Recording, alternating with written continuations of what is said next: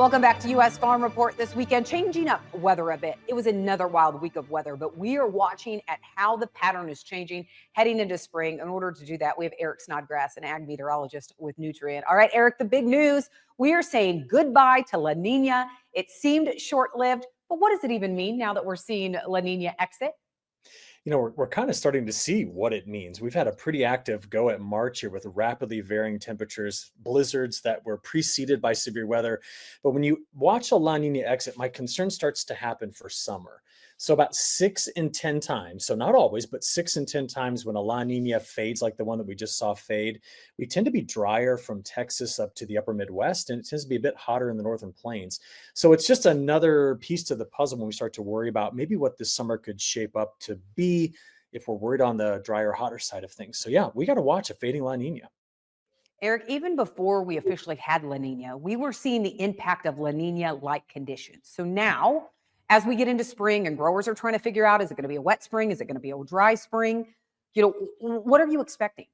Yeah, I'm expecting to use the Mississippi River as kind of a dividing line. There seems to be, pretty significant drought in the southern plains, also down to the southwest. We see some drought conditions lingering in the northern plains, plus very low subsurface soil moisture. And where have all the big severe weather events been? Where have the heaviest rains been? They've been east of the Mississippi. These storm systems are blowing up much farther to the east. So it's been dragging dust from New Mexico and Texas all the way. In fact, on Saturday last week, it dragged it all the way to the UP of Michigan. So when I think about this upcoming spring and summer, that river is going to be the dividing line. Now, if April and May get systems to slow down, we bring rain back to the western plains, that is a phenomenal signal to take major drought risk off the table. But if not, if we continue to see the Ohio Valley, the Mid-South and Southeast taking on the heaviest rains, that's an important signal we can't ignore going into the summer growing season for who's going to have the rains and who's not. Eric, let's look more short term. It has Okay. been temperature whiplash. I mean, we had 80 degrees and then we had snow the next day. Are these cold spurts over, or do you think we could have another shot of cold air before spring is over? I do. I think the greatest risk of having some colder air is going to be farther to the east, though. I think it's going to settle into the Great Lakes in early April. But man, you are right. We had three big storm systems. We were together for the first one at Commodity Classic. Then we had another one about 10 days later, and then another one just yesterday. And I mean, it got up in the mid 80s in Lincoln, Nebraska with a blizzard warning for the next morning. I'm just incredible to see that transition happen. It hit Iowa pretty hard. We had snow outside here in Champaign, Illinois just this morning.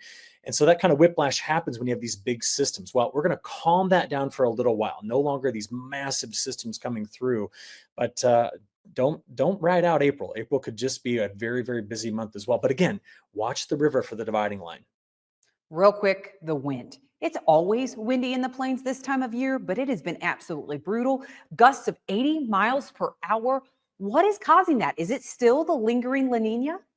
Well, lingering La Nina is part of it, but what we've had is just a very active setup of bringing systems off the top of the mountains. So when that happens, we just spin up these low pressure systems, and they can just rapidly drop pressure, bring in the strong winds, and that's what we've seen. By the way, I've been looking at the longer term trends in wind, and for the plains since about 1980, we have an upward trend overall in our spring wind system. So this is a part of a longer term trend as well.